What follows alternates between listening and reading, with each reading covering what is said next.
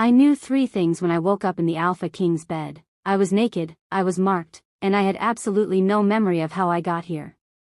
The silk sheets were cool against my skin, too soft, too expensive for someone like me to even touch. I sat up slowly, and that's when the pain hit, a burning sensation at the curve of my neck that made me gasp. My fingers flew to the spot, and I felt it, raised skin, still tender, in the unmistakable shape of teeth. A claiming mark. My heart stopped. "You're awake." The voice came from across the room, deep and cold as winter. I jerked my head up and immediately regretted it as the room spun. When my vision cleared, I saw him. Alpha King Demon Blackwood stood by the window, backlit by the morning sun, his massive frame rigid with barely contained fury. His dark hair was disheveled, his shirt unbuttoned, and his silver eyes, the eyes that haunted every Omega's dreams, were fixed on me with something between disgust and disbelief. My voice cracked. I clutched the sheet to my chest. What happened? That's what I'd like to know. He crossed the room in 3 strides, and I shrank back against the headboard. He wasn't looking at me like a mate. He was looking at me like a problem to be solved. "What's your name?" "Luna," I whispered. "Luna Ashwood. From Silvermoon Pack." His jaw clenched. The Omega. It wasn't a question. Of course he knew what I was, what I'd always been. The weakest link. The girl who couldn't shift until she was 16, who was still smaller and slower than wolves half her age. The one everyone pitied.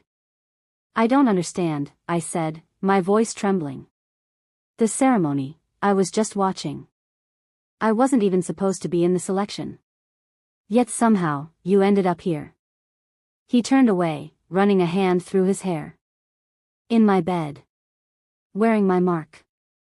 The words hung in the air like an accusation. I touched the mark again, and this time I felt something else, a thread of connection, thin as spider silk, pulling tight between us. The bond. It was real. "This is impossible," he said, more to himself than to me.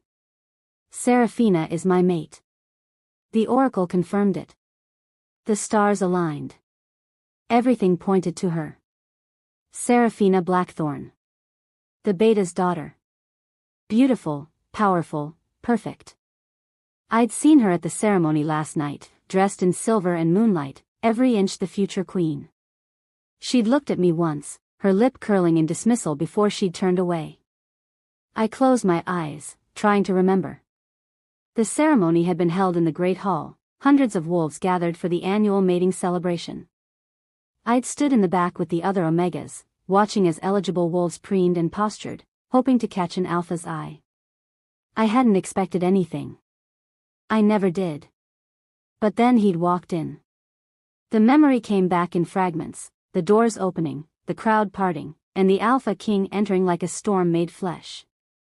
I'd felt it immediately, a pull so strong it had stolen the air from my lungs. Heat had flooded through me, sudden and overwhelming, and I'd thought I was dying. "I collapsed," I said suddenly. "At the ceremony. I remember, heat. Pain. And then nothing." Demon's expression darkened. "You collapsed at my feet. Started convulsing. Your eyes rolled back, and you were burning up." He paused. "Then you opened your eyes, looked straight at me, and said mine."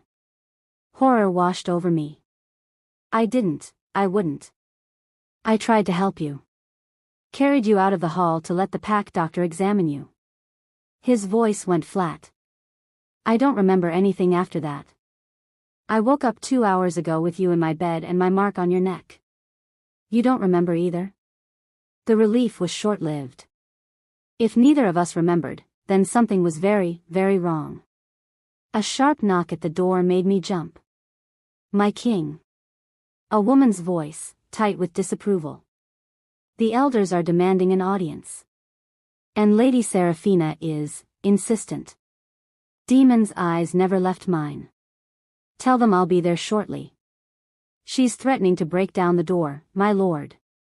He cursed under his breath. Find the Omega something to wear. No one sees her until I have answers. The door opened a crack, and a hand thrust through holding a simple dress. I grabbed it, and the door snapped shut again. Get dressed, Demon ordered, turning his back. You're not leaving this room until we figure out what the hell happened. My hands shook as I slipped the dress over my head. It was too big, meant for someone with curves and confidence, two things I'd never had. What are you going to tell them? The truth. He faced me again, and for the first time, I saw something besides anger in his eyes. Confusion. Maybe even fear. That I don't know what happened. That this, he gestured between us, shouldn't be possible. Because I'm too weak. The words tasted bitter. Too Omega. Because you're not her. He said it simply, without malice, which somehow made it worse. Every sign pointed to Seraphina. She's strong, trained, descended from alpha blood. You're nothing, I finished. I'd heard it my whole life. I didn't need him to say it. He looked at me then, really looked at me, and I saw the moment he noticed it, the bond humming between us, undeniable even as he tried to deny it. His expression twisted. This can't be real, he said quietly.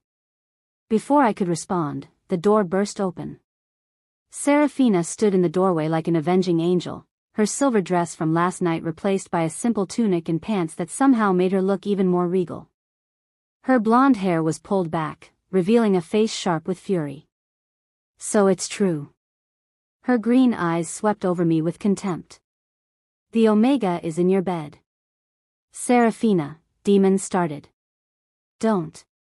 She held up a hand. The entire pack is talking. They're saying you marked her. They're saying she's your mate. Her voice cracked on the last word. Tell me they're lying. Demon's silence was answer enough.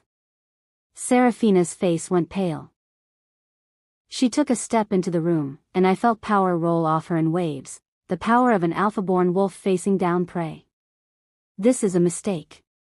A trick. She did something to you. I didn't, I tried to say, but she spoke over me. You probably used magic.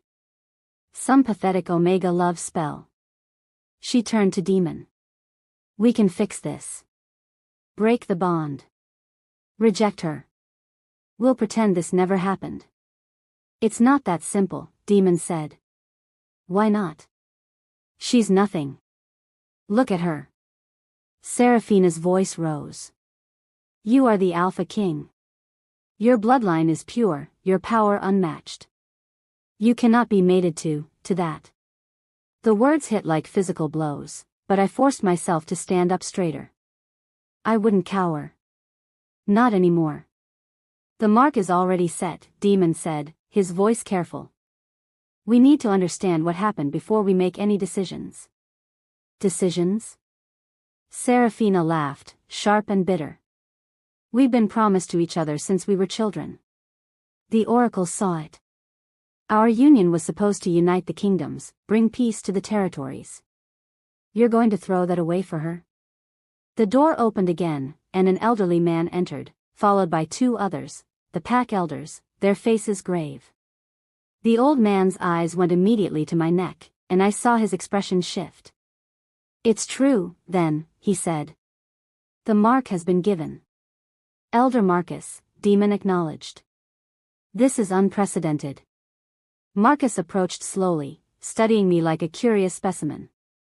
An Omega, marked by the Alpha King. Without ceremony, without the proper rites. He turned to Demon. My king, you understand the implications. The pack will not accept this. I don't accept this, Seraphina spat. That's enough, Demon's voice cracked like a whip. Everyone out. Now. But my king, Marcus started. Out. They filed out reluctantly, Seraphina throwing me one last venomous look before she slammed the door. Silence fell. Demon stood still, his shoulders tight with tension. I'm sorry, I whispered.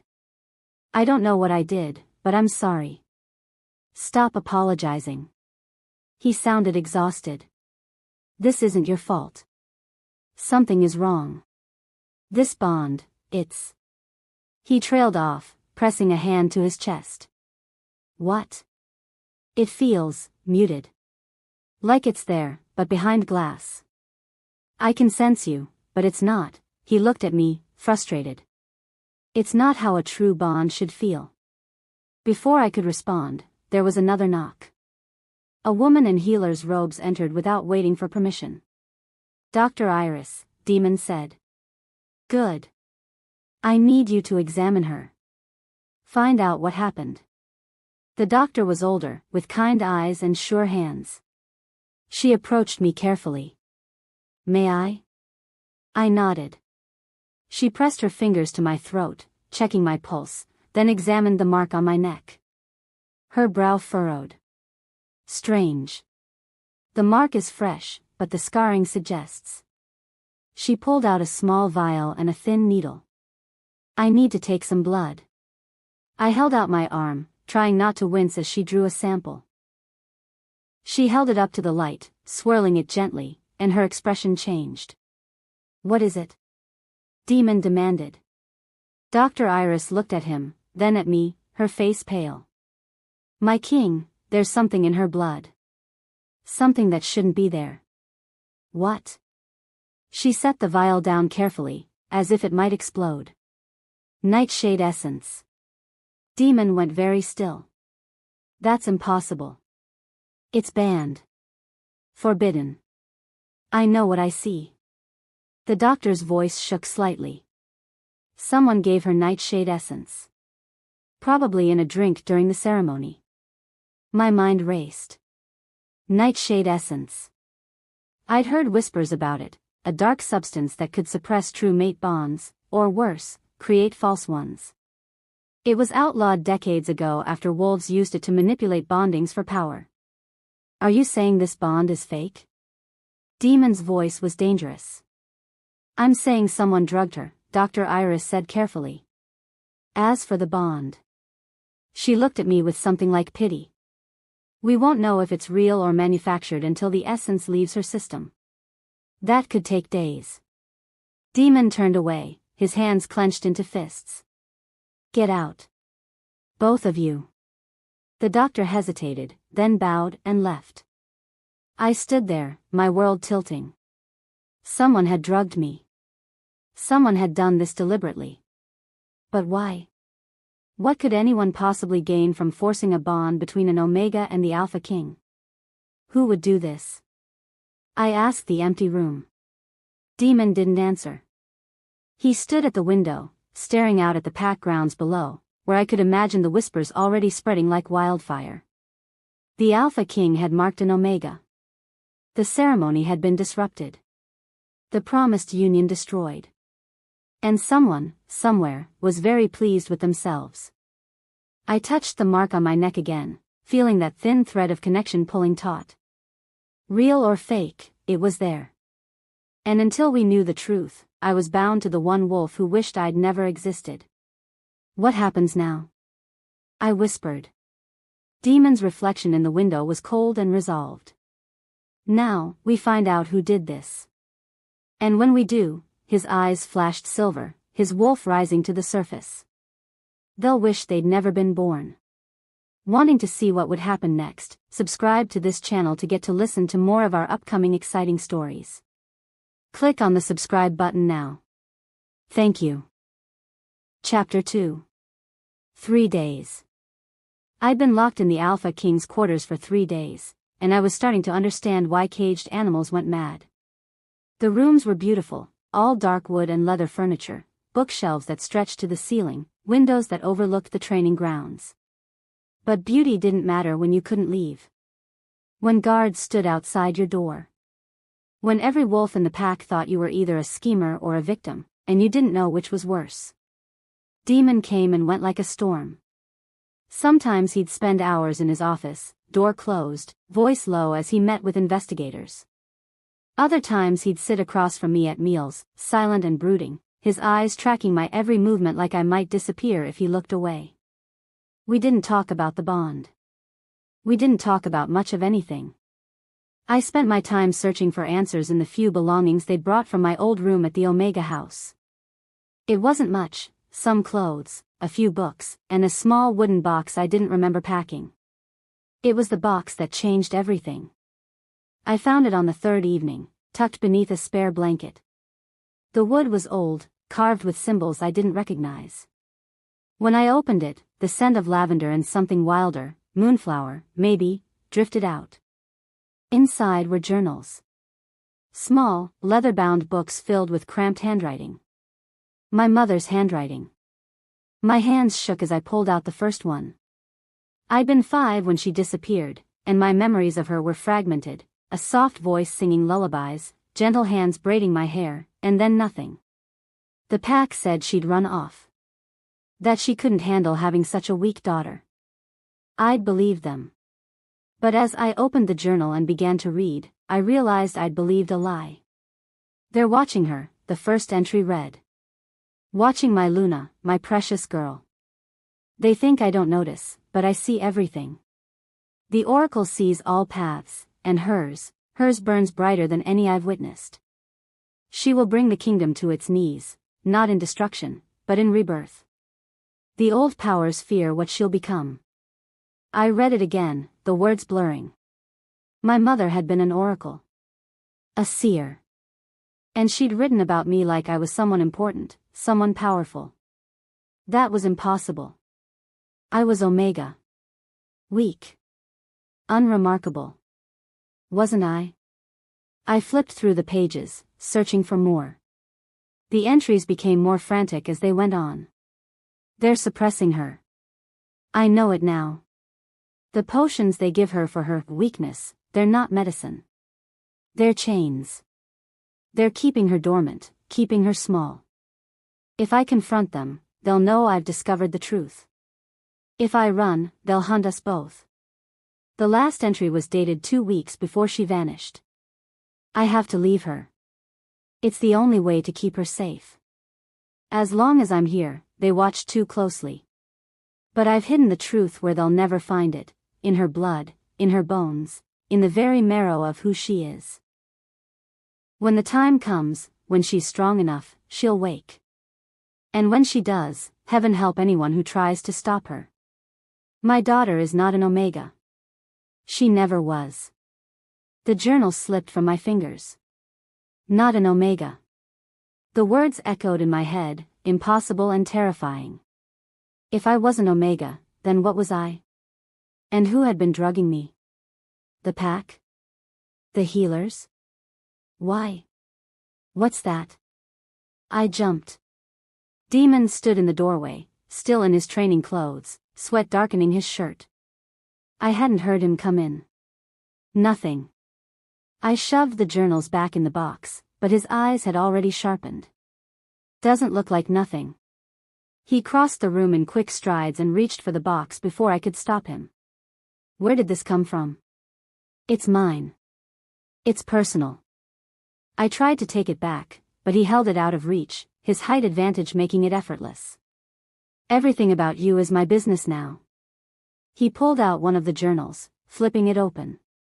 His expression changed as he read. Your mother was Celeste Ashwood. It wasn't a question. You knew her? My voice came out small. Everyone knew her. She was the most powerful oracle in 3 generations. He looked at me with something new in his eyes, not suspicion exactly, but intense curiosity. She disappeared years ago. The pack searched for months. She left me. The old hurt rose up. Because I was defective. Or because she was trying to protect you. He read more, his frown deepening. This says you're not Omega. That's crazy. But I stopped. Was I? I'd always been weak, always been last. But what if that wasn't natural? What if someone had made me that way? Demon set the journal down carefully. When you collapsed at the ceremony, Dr. Iris found nightshade essence in your blood. I know. Someone drugged me. No. He met my eyes. The levels were wrong. She found trace amounts, old amounts. Like you'd been dosed regularly over years, not just once. The room tilted. What? Nightshade essence doesn't just create false bonds. In small, consistent doses, it suppresses wolf abilities. Keeps them dormant. His voice was careful, like he was explaining something dangerous. If someone had been giving it to you since you were a child, I'd seem like an Omega even if I wasn't. My legs felt weak. I sat down hard on the edge of the bed. But why? Why would anyone do that? That's what I'm trying to find out. He paced, his energy filling the room. Someone went to a lot of trouble to hide what you are. Then, at the ceremony, they gave you a massive dose, enough to trigger something. Enough to create the bond? I looked up at him. Is that what you think? That the bond is fake after all? His jaw clenched. I think someone is playing a very dangerous game, and we're the pieces. A knock interrupted us. Marcus, the king's beta, entered without waiting for permission. He was tall and lean, with dark skin and sharp eyes that seemed to miss nothing. My king, we have a problem. He glanced at me, and something flickered across his face. Concern? Seraphina has called for a tribunal. She's formally accusing Luna of witchcraft and bond manipulation. She can't do that, I said. She can and she has. She's gathered support from half the pack elders. Marcus's voice was grim. They're demanding a trial. Old law, if she's found guilty, the sentence is death. My blood went cold. Absolutely not. Demon's voice was hard as granite. I won't allow it. You may not have a choice. The elders are invoking ancient pack law, the rules that predate even your family's reign. Marcus looked uncomfortable. My king, you need to be careful. If you're seen as protecting her too fiercely, they'll say the bond has compromised your judgment. Let them say it. Demon. Marcus stepped closer, his voice dropping. Think. If they turn the pack against you, if they call for a challenge to your authority. I am the Alpha King. My authority is not up for debate. Then prove it. Seraphina's voice rang from the doorway. She swept in like she owned the place, her blonde hair perfect, her expression triumphant. Prove that little Omega hasn't spelled you. Reject the bond. Demon's entire body went rigid. Get out. Reject her, Seraphina repeated, moving closer. Say the words. Break the bond. Show the pack that you're still in control. I said get out. You can't, can you? Her smile was vicious. You want to, I can see it. You hate this bond as much as I do. So why won't you reject her? She turned to me. What did you do to him? Nothing, I said, my voice steadier than I felt. I don't want this bond any more than you do. Liar. She closed the distance between us. You saw an opportunity and you took it. A weak little Omega, finally getting her claws into power. That's enough. Marcus moved between us, and I caught the look he gave Seraphina, warning, almost pleading. This isn't helping. Stay out of this, Marcus, Seraphina snapped. This doesn't concern you. Everything that concerns the king concerns me. His voice was hard. And you're out of line. Something passed between them, a look loaded with history I didn't understand. Seraphina's eyes narrowed. We'll discuss this later. There's nothing to discuss. Isn't there? Her smile was sharp. I think there's quite a lot to discuss, actually. Perhaps in private. She left, her exit as dramatic as her entrance. Marcus watched her go, his expression troubled. What was that about? Demon asked. Nothing. Marcus's tone said it was definitely something. My king, about the tribunal. I'll handle it. Demon's voice was final. Is there anything else? Marcus hesitated, his eyes flicking to me again. No. Nothing else. After he left, silence fell heavy between us. Demon stood at the window, his back to me, tension radiating from every line of his body. You should reject me, I said quietly. What? The bond. You should break it. I stood up, wrapping my arms around myself. I don't want to be the reason you lose your throne. I don't want to be the reason for war between packs. Reject me, and I'll leave. I'll go far away, and... No. He turned, and the intensity in his silver eyes stole my breath. I can't. You won't, you mean. I can't. He crossed to me in 3 strides, grabbed my hand, and pressed it to his chest. His heart thundered beneath my palm. I've tried. Every hour since this happened, I've tried. I stand here, I look at you, and I try to speak the rejection words, but they won't come. I felt it then, the bond pulling tight between us, humming with energy.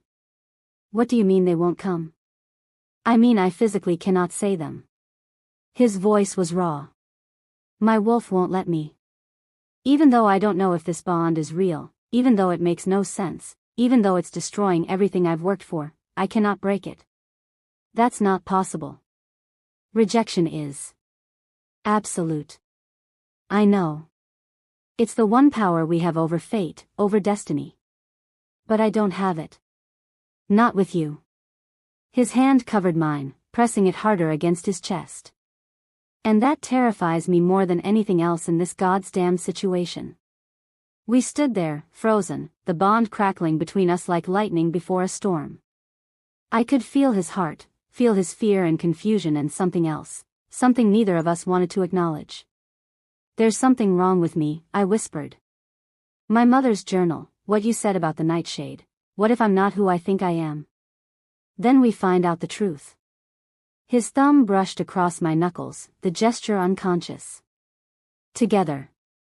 The word hung between us, unexpected and dangerous. A wave of dizziness hit me without warning. I gasped, pulling my hand back, and the room spun. Images flashed behind my eyes, not memories, but visions, sharp and vivid. A woman with dark hair laughing in moonlight. Demon, younger, his arms around her. Love in his eyes, pure and uncomplicated. The same woman lying still, blood on her lips, her eyes empty. Demon screaming, his wolf tearing free, destroying everything in reach. Guilt. Endless, crushing guilt. Luna. Luna. I came back to myself on the floor, Demon kneeling beside me, his hands on my shoulders. What happened? His voice was sharp with fear. I saw. I looked at him, and the vision lingered. You had a mate before. She died. All the color drained from his face. How do you know that? I saw it. Just now. Like a memory, but not mine. I touched my temple. She had dark hair. She was laughing, and then she was dead. There was blood. Demon released me like I'd burned him. He stood, backing away, his expression shuddering. You don't know what you're talking about. I saw your grief. Your guilt. The vision had been so clear. You blame yourself. Stop. What happened to her? I said stop. His voice cracked like thunder, and for a moment, his wolf flashed in his eyes, all silver and rage and pain. You have no right to those memories. No right to her. I'm sorry. I didn't mean to. Get out of my sight. He turned away, his shoulders rigid. Go to the bedroom. Lock the door. I don't want to see you right now. I scrambled to my feet, my heart pounding. I'd never seen him like this, barely controlled, dangerous. I fled to the bedroom and shut the door, pressing my back against it. My hands were shaking. What was happening to me? First the journals revealing impossible truths about my past, and now visions of his memories? This wasn't normal. This wasn't Omega. This wasn't even normal for most wolves. I don't know how long I stood there before I heard the crash from the other room, glass shattering, furniture overturning. Demon's rage, finally unleashed. I slid down the door and pulled my mother's journals close, reading by the light of the moon that streamed through the window. There had to be more answers here. There had to be something that explained what I was becoming. Hours passed. The destruction in the other room eventually quieted. I read until my eyes burned, learning about my mother's visions, about the prophecies she'd seen. About me. She dreams in other people's memories, one entry said. Even as a child, she tells me things she couldn't possibly know, what I was thinking, what her father said when I wasn't in the room. It's not mind reading. It's something deeper. Something older. The elders would call it oracle blood, but it's more than that. She doesn't just see the future. She sees the truth of people, written in their souls. My breath caught. The vision of Demon's lost mate, had that been real? Had I somehow seen his truth? A soft knock made me jump. Luna? Marcus's voice came through the door. May I come in? I hesitated, then opened it. He stood in the hallway, his expression grave. The king asked me to check on you. He glanced toward the main room, where I could see the destruction, broken furniture, shattered glass, claw marks gouged in the walls. He's gone to the training grounds. He'll be there all night, most likely. Is he okay? He will be. Marcus studied me. He doesn't talk about Alara. His first mate. What you said to him. I saw her. In a vision. I didn't mean to. I know. He stepped inside, lowering his voice. Luna, I need to tell you something. Something the king doesn't know I know. My pulse quickened. What? Serafina came to me tonight. She offered me a deal. His jaw clenched. She said if I helped her prove you used witchcraft, if I testified against you at the tribunal, she'd make sure I kept my position when she becomes queen. She's that confident she'll break the bond? She's that confident you'll be executed. His dark eyes met mine. And she has the evidence to make it happen. Or so she claims. What evidence? I didn't do anything. I know. That's why I'm here. He moved closer, his voice urgent. She's planning something, Luna. Something big. And Marcus, he stopped, correcting himself. I'm caught in the middle of it. Why are you telling me this? If you testify against me, you keep your power. Because it's wrong. He said it simply. And because I knew your mother. Everything stopped. What? Celeste.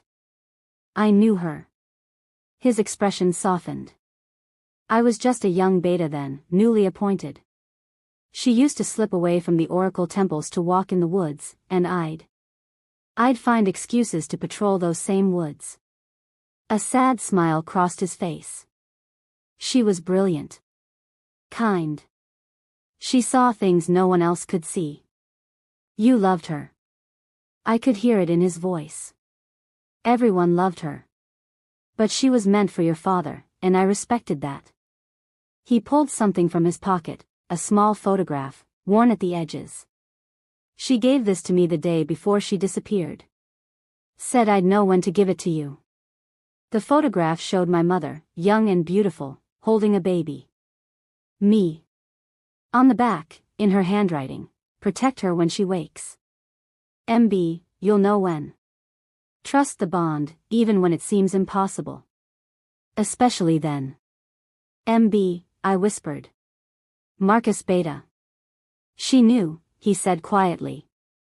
Somehow, she knew all of this would happen. The bond, the accusations, everything. He looked at me intently. Luna, your mother was never wrong. If she said to trust the bond, then it's real. Whatever that nightshade was meant to do, whatever game someone is playing, the bond between you and the king is true. Hope flared in my chest, painful and bright. How can you be sure? Because I've seen false bonds before. They're hollow, desperate things. What's between you and Demon? He shook his head. That's primal. That's fate. Before I could respond, shouting erupted from outside. We both rushed to the window. Below, in the courtyard lit by torches, a crowd had gathered. At the center stood Seraphina, flanked by pack elders. She held something up, a vial of dark liquid that caught the firelight. Nightshade essence, her voice carried clearly. Found in the Omega's room, hidden among her belongings. Proof of her crimes. That's impossible, I breathed. I don't have any. She planted it. Marcus's voice was hard. She's forcing the king's hand. And indeed, I could see Demon pushing through the crowd, his face thunderous. Seraphina saw him too, and her smile was triumphant. The Omega has confessed, she announced. Under questioning, she admitted to purchasing Nightshade on the black market. She admitted to plotting to ensnare the king. I did no such thing. I grabbed Marcus's arm. You have to believe me, I never. I believe you. He pulled away, heading for the door. But we need proof. Real proof, not just my word against hers. He was right. Words wouldn't save me now. I turned back to the journals, frantically flipping pages. There had to be something here, some clue my mother had left. She'd known this was coming. She'd prepared for it. My hands froze on a page near the back. The handwriting was different here, rushed, almost frantic. If they find you. If they come for you before you're ready. Break the mirror. The truth is in the breaking. Mirror. I spun, searching the room. There, above the dresser. An old mirror in a silver frame, tarnished with age. It had been among my things from the Omega house, though I couldn't remember ever owning it. I grabbed it, my heart pounding. Break the mirror. The truth is in the breaking. I hesitated for only a moment before I smashed it against the floor. The glass shattered, and something fell from the hollow back of the frame, a small vial of liquid that glowed faintly silver in the moonlight. I picked it up with trembling hands. A note was wrapped around it in my mother's handwriting. Moondrop elixir. The antidote. When you drink this, everything they've suppressed will wake. You'll be who you were always meant to be. But daughter, be warned, there's no going back. Once you wake, you can never return to sleep. Some truths, once known, cannot be unknown. Choose wisely. Choose bravely. I love you always. Mother. Below, Seraphina's voice rose again. The tribunal will convene at dawn. The Omega will face justice. The crowd roared approval. I stared at the vial in my hand. My mother's final gift. The truth she'd hidden in my blood, now contained in silver liquid that caught the light like captured stars. Whatever I was, whatever I'd been made to forget, it was all in here. One choice. One moment. Wake, or stay sleeping forever. I uncorked the vial. The liquid tasted like moonlight and thunder, like every storm I'd ever feared and every power I'd never dared claim. I drank it down. For a heartbeat, nothing happened. Then the pain hit, a burning that started in my chest and radiated outward, following my veins, igniting every nerve. I collapsed, my body convulsing, and distantly I heard Marcus shouting, heard footsteps running. The last thing I saw before darkness claimed me was Demon bursting through the door, his eyes wide with terror, my name on his lips. Then the Omega died, and something else, something ancient and powerful and utterly undeniable, began to wake. If you're still listening to this story up to this point, why don't you subscribe to this channel to continue getting impactful daily stories like this? We would be most grateful if you can do that to help boost this video to reach everyone. Thank you. Chapter 3. I woke to screaming. Not my own, though gods knew I should have been the one screaming, given that every bone in my body felt like it had shattered and reformed. No, the screaming came from outside, where the pack had gathered. Terror and awe mixed in their voices, a sound I'd never heard before. Don't move. Demon's voice, rough and strained. His hand pressed against my shoulder, keeping me down. You need to stay still. I opened my eyes. He knelt beside me on the floor where I'd fallen, but he wasn't looking at my face. He was staring at my body with an expression I couldn't read, shock, fear, and something that might have been reverence. What happened? My voice came out different. Stronger. It resonated in my chest like I was speaking through a better instrument. Look at yourself. He moved back, giving me space. I lifted my hand, and my breath caught. My skin glowed. Actually glowed, with a faint silver luminescence that pulsed in time with my heartbeat. But that wasn't the most shocking part. My hand was different, stronger, more defined. I could see muscles that had never been there before, a grace to my movements that I'd never possessed. I pushed myself up, and my body obeyed with fluid ease. No weakness. No trembling. I felt like I could run for miles, fight for hours, like power thrummed through every vein. The mirror, I said, my voice urgent. Demon helped me to my feet, or tried to. I was already standing before he could. I crossed to the full-length mirror on the wall and stopped dead. The woman staring back at me was a stranger. Same face, same dark hair, but everything else had changed. I was taller. Stronger. My eyes, which had always been a muddy brown, now gleamed amber gold. My body had filled out with muscle and curves that looked powerful rather than soft. I looked like I could break someone in half. I looked like an alpha. No, I whispered. This isn't possible. You shifted. Demon's voice was carefully neutral. While you were unconscious. Your first transformation. I turned to him, and he actually took a step back. I shifted. But I didn't feel.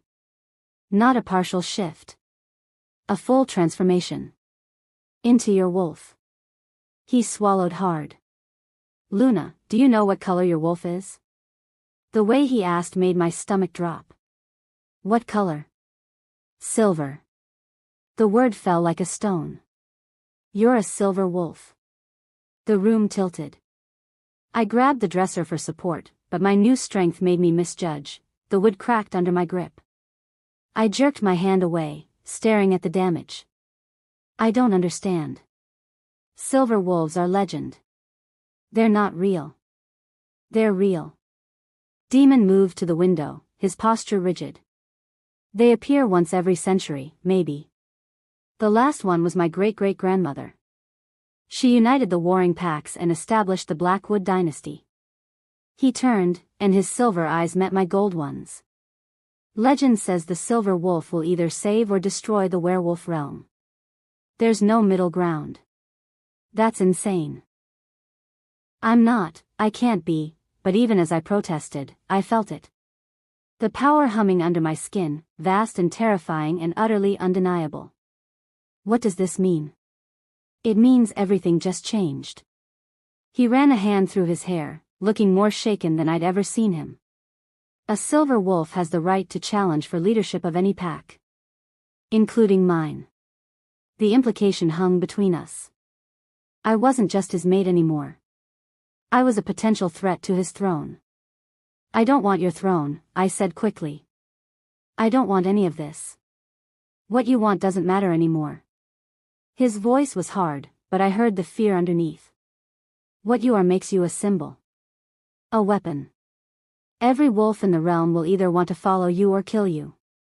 As if summoning them, a massive crash came from outside. Shouting, growls, the sound of fighting. We both rushed to the window. The pack had fractured. I could see it clearly, wolves divided into groups, snarling at each other across the courtyard.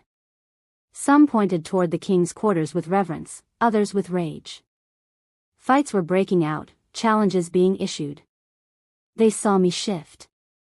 I felt sick. When it happened, they all saw. Every wolf in the compound. Demon's jaw clenched.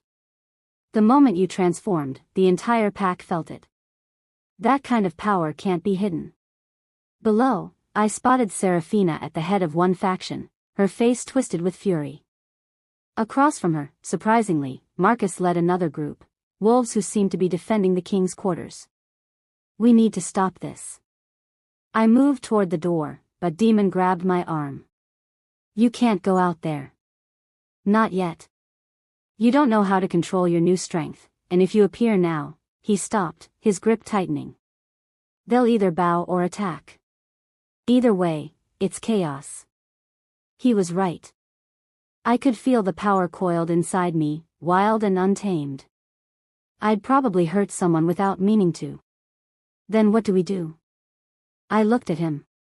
Let them tear each other apart? Before he could answer, the door burst open.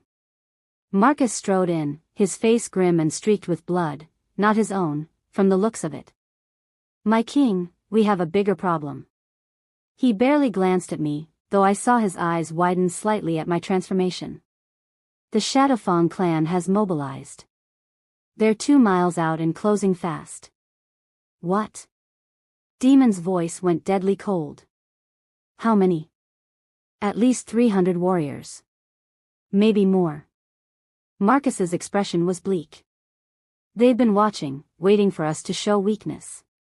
The division in the pack, your situation, they see it as an opportunity. Shadowfang. I'd heard the name in whispers. An enemy clan that had been at war with the Blackwood Pack for generations. They're really attacking? Now? Now is the perfect time. Demon was already moving, grabbing weapons from a cabinet I hadn't noticed. We're fractured, distracted, fighting among ourselves. If they strike fast and hard, they could wipe us out, Marcus finished. We need every fighter. Even the ones currently trying to kill each other need to understand that if Shadowfang breaks through, we all die. Demon strapped on his weapons, knives, a sword that looked ancient and deadly. Then he turned to me. You need to stay here. Lock the door. Don't open it for anyone but me or Marcus. No. The word came out with more force than I intended. Both men stared at me. I'm not hiding while the pack fights. You don't know how to fight, Demon said. You've never been trained. I don't care. I'm not staying here like a coward. It's not about cowardice. It's about survival. His voice softened slightly. Luna, you're valuable now. If Shadowfang gets their hands on a silver wolf, then they'll learn why silver wolves are legends. The words came from somewhere deep inside me, somewhere ancient and certain. I may not have training, but I have instinct. And right now, my instinct says fight. Demon looked at Marcus, who shrugged. She might be right. A silver wolf on the battlefield could rally the pack. Give them something to fight for instead of against each other. Or she could get herself killed and doom us all. But Demon was already pulling out another set of weapons. Fine. But you stay close to me. You don't engage unless absolutely necessary. Understand? I nodded, taking the knife he offered. It felt right in my hand, like I'd held one before, even though I never had. We descended into chaos. The pack had mobilized with impressive speed, the internal conflicts temporarily set aside in face of external threat. Wolves streamed toward the perimeter, shifting mid-run, their war cries echoing through the night. The moment I stepped outside, every head turned. Conversations died. Even mid-shift, wolves paused to stare. Demon's hand found the small of my back, a gesture both possessive and protective. With me, he said, his alpha command ringing clear. Anyone who has a problem with her can take it up with me after we deal with Shadowfang. No one argued. But I felt their stares like physical weight as we moved through the crowd. Some looked at me with hope. Others with fear. A few with naked hatred. Seraphina appeared in our path, her blonde hair wild, her eyes blazing. You're bringing her to battle? Are you insane? Move, Demon said flatly. She'll get us all killed. She doesn't know how to. I said move. His wolf flashed in his eyes, and Seraphina stepped aside, but not before shooting me a look of pure venom. We reached the perimeter as the first Shadowfang wolves appeared through the trees. They were massive, dark-furred and battle-scarred, moving with the coordination of warriors who'd fought together for years. Archers. Demon's command rang out. First volley on my mark. The Blackwood wolves obeyed instantly, arrows nocked and drawn. I watched, fascinated despite the danger, as Demon commanded his forces with practiced ease. This was what an Alpha King looked like in his element. "Mark," he shouted. Arrows flew, and Shadowfang wolves fell. But more kept coming, pouring from the forest like a dark tide. "Shift." Demon commanded, and around us, Blackwood wolves transformed, their clothes shredding as they took their war forms. Demon looked at me. "Can you shift at will? Or was it just the once?" "I don't know. I've never," but even as I spoke, I felt it. The wolf inside me, awake and eager. Not the weak, late-blooming wolf I'd always had. This was something else entirely. "I think I can." "Then do it. Stay in wolf form. You're harder to kill that way." He shifted, his transformation smooth and practiced. His wolf was enormous, black as midnight with those same silver eyes. An alpha in every sense. I closed my eyes and reached for my wolf. She came roaring up to meet me, not timid or hesitant like before, but powerful and certain. The shift rippled through me, and where it had once been painful and slow, now it was effortless as breathing. When I opened my eyes, the world looked different. Sharper. Every scent distinct, every sound clear. I looked down at my paws, and my breath caught. Silver.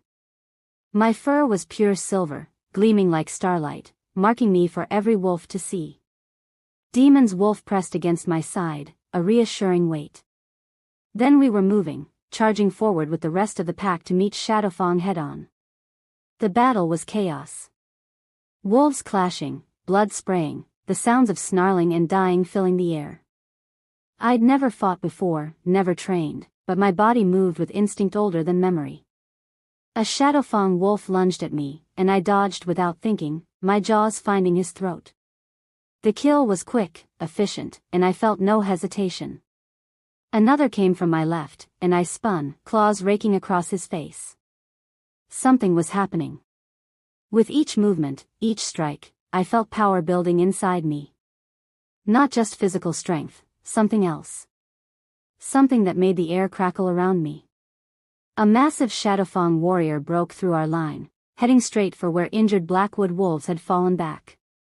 I moved to intercept, but he was too fast, too strong. He'd kill them before I reached him. No. The word echoed in my mind, and power exploded outward from my body. Silver light burst from my fur, and the Shadowfang wolf flew backward like he'd hit an invisible wall. He crashed into 3 of his packmates, and they all went down in a tangle. I stood there, stunned, as silver energy crackled around my paws. Magic. Battle magic. Demon's wolf appeared at my side, his eyes wide. Around us, both Blackwood and Shadowfang wolves had stopped fighting, staring at the silver wolf who just used magic that hadn't been seen in generations. A howl rose from the Shadowfang lines, their leader, a scarred gray wolf who was even larger than Demon. A retreat signal. The Shadowfang forces pulled back, dragging their wounded, their eyes never leaving me. They disappeared into the forest, and silence fell over the battlefield. We'd won. But at what cost? I shifted back to human form, my new body handling the transformation easily. Someone threw a cloak over me, Marcus, I realized, his expression unreadable. That was, he started, but Demon cut him off. Everyone back to the compound. Tend the wounded. Burn the dead. His voice was hoarse from his wolf form. He shifted back, accepting clothes from a pack member. We debrief in 1 hour. As the pack dispersed, I caught Seraphina watching me. But her expression wasn't just hatred anymore. There was something else there. Something almost like relief. She turned and walked away before I could be sure, Marcus following close behind. They moved together, their heads bent in urgent conversation. Did you see that? I asked Demon. Serafina and Marcus. They're working together. I know. His voice was grim. I've known for a while. And you're not worried? About Marcus? No. He looked at me, and something in his expression made my stomach flip. He's more loyal than you know. Come on. We need to talk. Privately. We returned to his quarters, and I sank into a chair, exhaustion finally hitting me. Using that magic had drained something essential, left me hollowed out. Demon poured 2 glasses of whiskey and handed me one. Drink. You need it. I did, the burn grounding me. What was that? That power? Battle magic. Your mother had it too. He sat across from me. It's rare, even among oracles. The ability to manifest pure power in combat. My mother sealed it away. I remembered the journal entries. Along with everything else. To protect you. Marcus's voice came from the doorway. He entered without knocking, Serafina behind him, both of them looking serious. And before you ask, yes, she asked me to help. I stared at him. Help how? Marcus exchanged a glance with Serafina, then looked back at me. Luna, there's something you need to know. Something we've been keeping from you. He took a breath. I'm your uncle. Your mother's younger brother. The room spun. What? Celeste was my sister. When she realized what you were, what you'd become, she came to me. Asked me to watch over you after she left. His dark eyes were sad. I've been protecting you your whole life. The potions you were given, the nightshade essence, I'm the one who administered them. I stood, power crackling around my hands. You drugged me. You kept me weak. I kept you alive. His voice was sharp. Do you know how many wolves would have killed you if they'd known what you were? How many would have used you, controlled you, turned your power to their own ends? He stepped forward. Your mother saw it all. She saw the pain, the suffering, the wars that would be fought over you. The nightshade was mercy. Then why stop? Demon asked, his voice dangerous. Why let her wake now? Because someone switched the dosage. Serafina spoke for the first time, her voice bitter. At the ceremony. Marcus always gave her small, carefully measured amounts to keep her suppressed. But someone gave her a massive dose instead, enough to trigger a reaction. The collapse, I said. That's why I blacked out. And why you ended up in the king's bed. Marcus's expression was grim. The overdose broke through all the barriers we'd put in place. Your true nature recognized its mate, and the bond snapped into place before we could stop it. Wait. My mind raced. Are you saying the bond is real? Not manufactured by the nightshade? The bond was always real. Serafina's voice cracked slightly. That's the problem. I was never his fated mate. I was the political match. The safe choice. She looked at Demon with something like regret. But you're what he was always meant to find. The admission clearly cost her.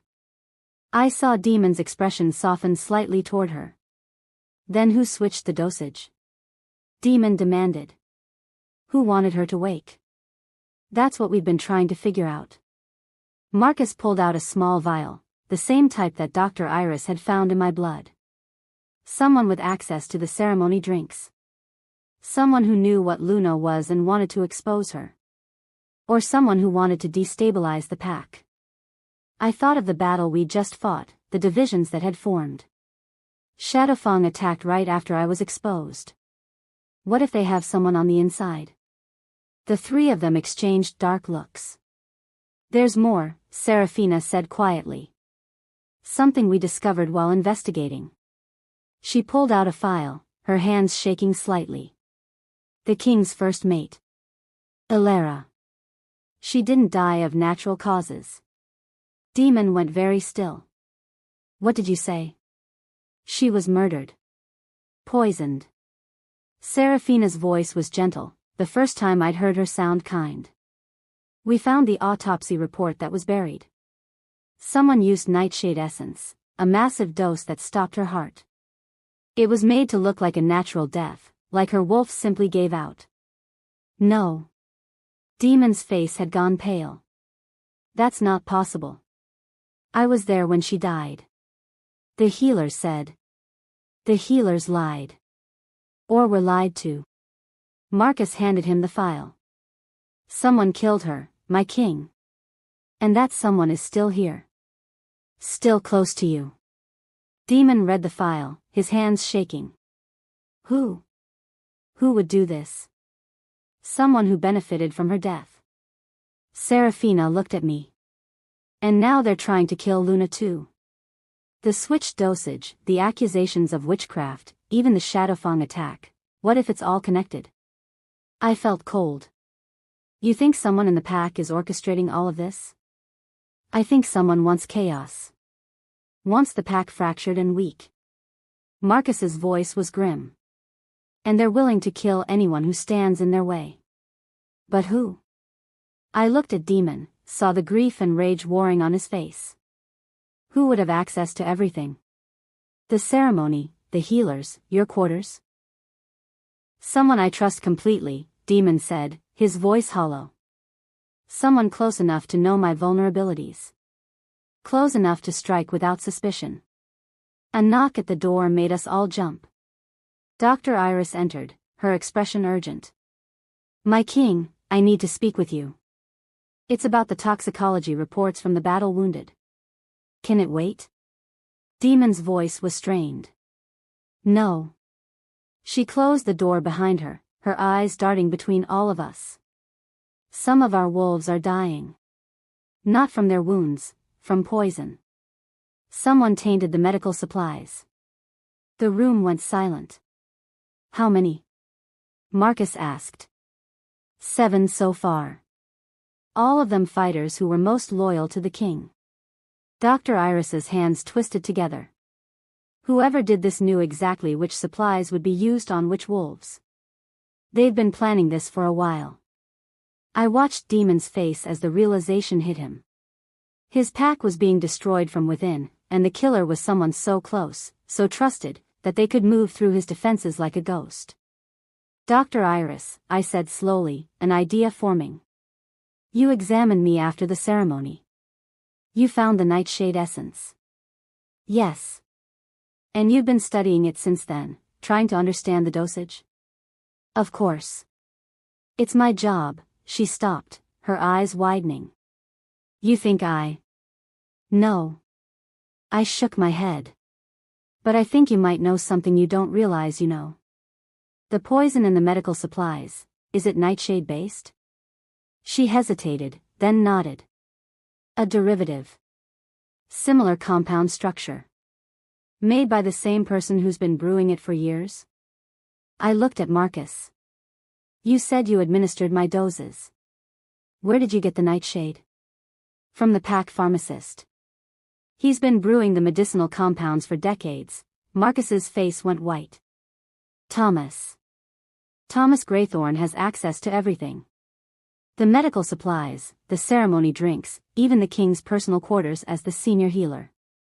Demon was already moving. Where is he now? In the medical wing, Dr. Iris said. Treating the wounded. We ran. The medical wing was chaos, injured wolves on every available surface, healers moving between them frantically. I spotted Thomas immediately, a gray-haired man with gentle hands and a kind face, tending to a young wolf with a chest wound. He looked up as we entered, and something flickered across his expression. Fear. He ran. Demon shifted mid-stride, his black wolf form giving chase. Thomas grabbed a vial from his pocket and threw it down. Smoke exploded, acrid and choking. When it cleared, he was gone. The north exit. Marcus shouted, already shifting. We poured out into the night, following Thomas's scent. He was fast for an older wolf, but not fast enough. Demon tackled him in the courtyard, and they went down in a tangle of fur and fury. Thomas shifted back to human form, his face twisted with hate. You should have died, he spat at Demon. You and your perfect mate. Both of you should have died. Why? Demon's voice was raw. Why kill Alara? She never hurt you. She was in the way. Thomas screamed. Seraphina was supposed to be queen. My niece, elevated to the highest position. But no, you had to find your fated mate. Had to follow destiny instead of duty. He laughed, bitter and broken. I killed her, and I waited. Waited for you to move on, to choose Seraphina as you should have from the start. But then this, he pointed at me with shaking hands, this Omega appears out of nowhere and ruins everything again. You switched the nightshade dose, I said, understanding flooding through me. You wanted me exposed, wanted the pack to reject me. I wanted you dead. He struggled against Demon's hold. But you're too strong, too protected. So I settled for chaos. For war. If I couldn't have Seraphina as queen, then there would be no queen at all. No pack. No kingdom. Just ashes. Demon's claws extended, pressing against Thomas's throat. You killed her. You killed Alara. And I'd do it again. Thomas smiled, mad and defiant. I'd kill 1,000 mates if it meant. He never finished. Demon's claws tore through his throat, and Thomas Greythorn died with hate in his eyes and blood on his lips. Silence fell over the courtyard. The pack had gathered, witnessing everything. They'd heard Thomas's confession, seen his madness laid bare. Demon shifted back to human form, standing over the body. Blood covered his hands, and his face was twisted with grief and rage and something like relief. Seraphina stepped forward, tears streaming down her face. Uncle Thomas, she whispered. All this time, you were trying to make you queen. Marcus pulled her into his arms as she broke down. He thought he was helping you. I never wanted this. Seraphina looked at Demon, then at me. I never wanted anyone to die. I just wanted, she choked on a sob. I just wanted to matter to someone. I understood then. She'd never wanted the throne. She'd wanted to be chosen. To be loved. Just like everyone else. Demon looked at me across the courtyard, and I saw everything in his eyes. The grief for his first mate, finally avenged. The exhaustion of carrying guilt for a death that was never his fault. And underneath it all, the bond between us, no longer questioned or denied. Real. True. Undeniable. It's over, Marcus said quietly. The traitor is dead. The pack can heal. But as I stood there in my silver glowing skin, a silver wolf in a kingdom on the brink of civil war, with a mate who was still learning to trust what fate had given him, I knew it wasn't over. It was just beginning. The blood moon rose overhead, painting everything crimson, and somewhere in the distance, Shadowfang wolves howled. They'd retreated tonight, but they'd be back. They'd seen what I was, seen the power I carried. They'd be back, and when they came, I'd be ready. Not as the weak Omega who'd hidden her whole life. As the silver wolf who would either save or destroy the werewolf realm. The choice, somehow, was mine.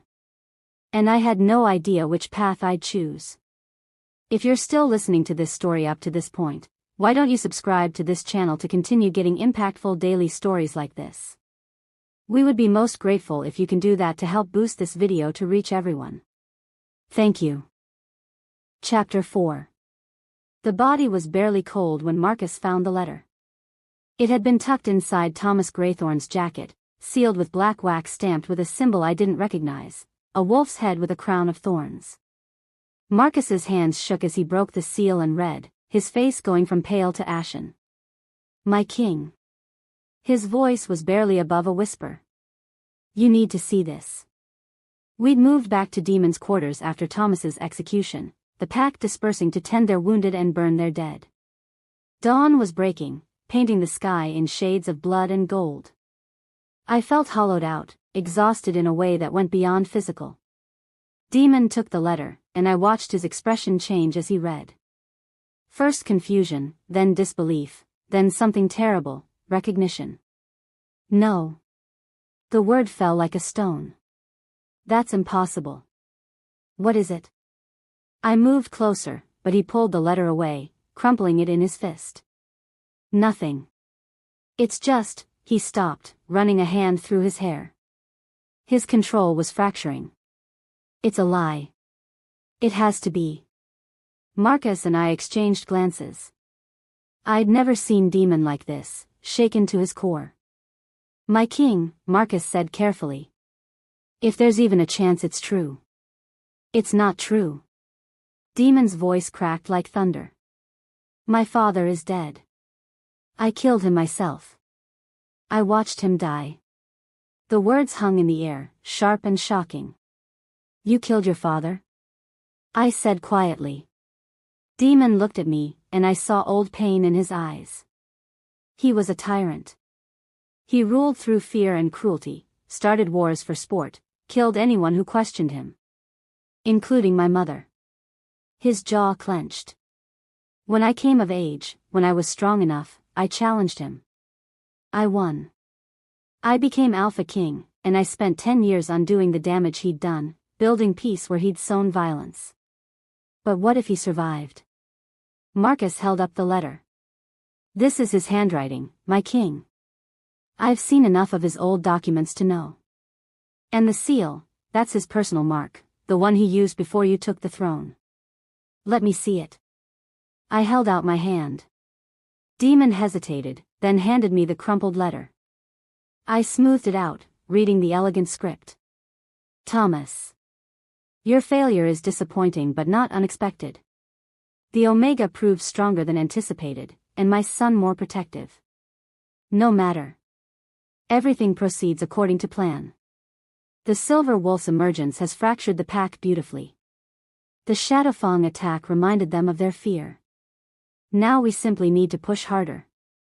Break the bond between them, and my son will descend into madness as all wolves do when separated from their true mate. He'll be too broken to rule, and I can reclaim what was always mine. Continue as instructed. The final phase begins at the next full moon. K. I whispered. King. Killian. Demon's voice was hollow. My father's name was Killian Blackwood. He sank into a chair, his head in his hands. Gods. He's alive. All this time, he's been alive. Leading Shadowfang, Marcus said grimly. That explains their coordination tonight. They weren't just opportunistic raiders, they were testing our defenses. Gathering intelligence.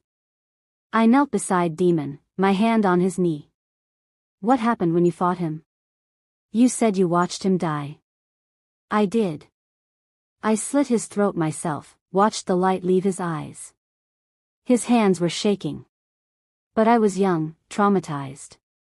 I just killed my own father. Marcus and the Loyalists dragged me away before I could. He stopped, realization dawning. Before I could verify the body was burned. We were under attack from his remaining forces. We had to retreat. So someone could have saved him, I said. Healed him, hidden him. For 10 years, he's been planning this. Demon looked up, his silver eyes blazing. He killed Alara. He suppressed your powers. He orchestrated Thomas's madness, the Pax division, everything. All to get his throne back. Then we don't give it to him. I stood, pulling Demon up with me. We end this. Together. How? His voice was raw. He knows every weakness we have. He knows the bond between us is the key. If he breaks it. He won't. I said it with more confidence than I felt. Because we're going to be ready for him. A knock at the door interrupted us. Dr. Iris entered, looking exhausted but determined. My king, Lady Luna. I've been researching, looking through the old texts about silver wolves. She set down an ancient-looking tome. There's something you need to know. We gathered around as she opened the book, revealing pages covered in elaborate illustrations and archaic text. Silver wolves are rare because they're volatile, Iris explained. The power is immense, but without proper training, without the full awakening, it's unstable. Luna, when you used battle magic tonight, you were running on instinct and adrenaline. But that's not sustainable. What are you saying? I asked. I'm saying you need the awakening ritual. She pointed to an illustration of a silver wolf surrounded by flames. It's ancient, dangerous, and it requires. She hesitated, glancing at Demon. It requires the temporary severing of all bonds. Including mate bonds. Absolutely not. Demon's voice was hard. No. My king, if she doesn't undergo the ritual, her power will consume her. Or worse, it will fail when she needs it most. Iris met his eyes. The final battle is coming. You know it, I know it. She needs to be at full strength. I said no. He turned away, his shoulders rigid. Find another way. There is no other way. I moved to stand in front of him. Demon, I have to do this. You don't understand what you're asking. His voice broke. When Alara died, I felt the bond break. It was like having my heart ripped out while it was still beating. The pain, the emptiness, I nearly went mad from it. And that was a bond I'd had for 2 years. He looked at me, and I saw fear in his eyes. Ours is new, but it's stronger. If we sever it, even temporarily, we'll survive. I took his hands. I'm not Alara. I'm not going to die on you. You don't know that. The ritual is dangerous. You could, he couldn't finish the sentence. I could die? I said gently. Yes. But if I don't do this, we all die anyway. Your father is coming, and I need to be ready. I squeezed his hands. I'm not fragile, Demon. I'm your equal. Your partner. And I need you to trust me. He stared at me for a long moment, and I saw the war raging behind his eyes. Finally, he pulled me close, pressing his forehead to mine. I trust you, he whispered. I can't lose you. Not now. Not when I've just found you. You won't lose me. I hoped I wasn't lying. How long does the ritual take? 3 days, Iris said quietly. During the full moon. She'll need to be in complete isolation, no contact with anyone. The bond will sever at moonrise on the first night and should restore at moonset on the third. Should. Demon pulled back, his eyes sharp. The texts aren't entirely clear. But every silver wolf who's undergone the ritual has emerged stronger, fully awakened. Iris closed the book. The next full moon is in 5 days. 5 days to prepare for the ritual. 5 days before Demon's father would make his move.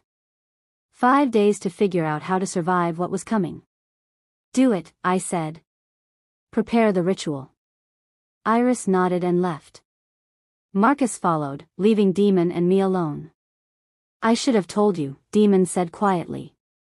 About my father. About what I did. You killed a tyrant. That's nothing to be ashamed of. I killed my father. He turned to the window, staring out at the compound where wolves were already stirring, beginning their day despite the battle they'd fought hours before. Do you know what that does to a wolf? What it did to me? I moved to stand beside him. Tell me. And he did. He told me about growing up under Killian's rule, watching his father torture those who displeased him, start wars for entertainment, murder his own mate, Demon's mother, for the crime of showing weakness. He told me about the day he'd finally challenged him, about the battle that had raged for hours, destroying half the compound. I was 23, he said. Young for an alpha king, too young really. But I couldn't wait any longer. He was planning to invade the neighboring territories, to start a war that would have killed thousands. His voice went hollow. So I challenged him. And I won. But winning meant killing him, and killing him meant becoming the king you needed to be, I finished. Demon, you saved the Pax. You ended his reign of terror. But I didn't end him. His hand clenched on the windowsill. All these years, I thought I was building something better. But I was just giving him time to plan his revenge. Then we finish what you started. I touched his arm.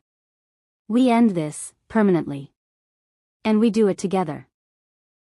He turned to me, and something shifted in his expression. You really believe that? That we can win? I have to. Because the alternative is letting him destroy everything you've built.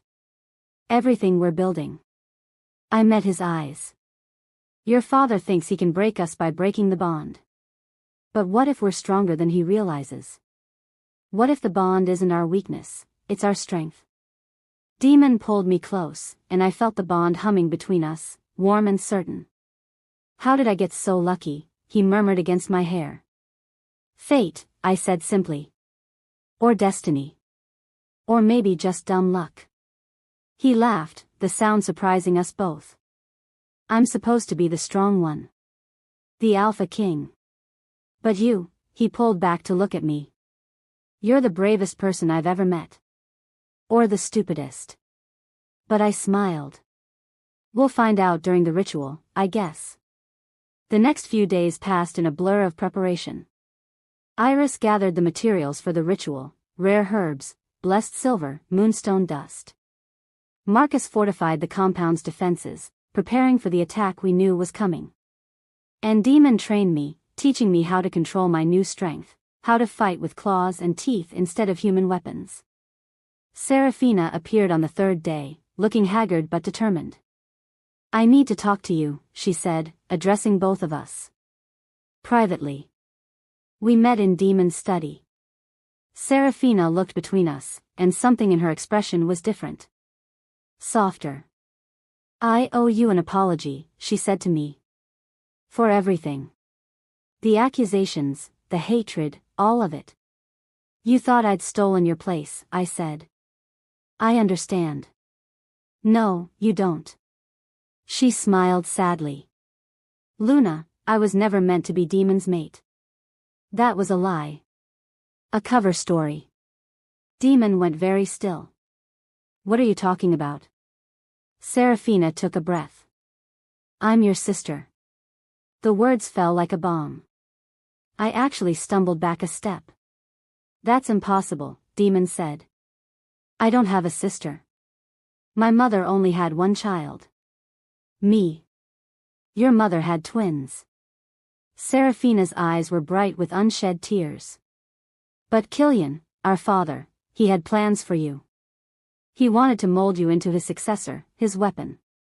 He didn't want the distraction of another child, especially a daughter. Her voice broke. So our mother gave me to Marcus's family to raise. Told everyone I was their niece. It was the only way to keep me safe. Marcus knew. I looked at her. That's why you two were always together. That's why he protected you. She nodded. He's known since he was old enough to understand. He's been protecting me, protecting both of us, our whole lives. She turned back to Demon. Brother, I'm sorry I couldn't tell you sooner. But father had spies everywhere. If he'd known I existed, he would have used me against you. Or killed me outright. Demon sank into his chair, his face pale. All this time. All these years, I had a sister and didn't know. I wanted to tell you. After you defeated him, after you became king, I wanted to tell you so badly. Tears streamed down her face. But mother made me promise. Made Marcus promise. The secret died with her, and we thought it was safer this way. Why tell me now? Demon asked.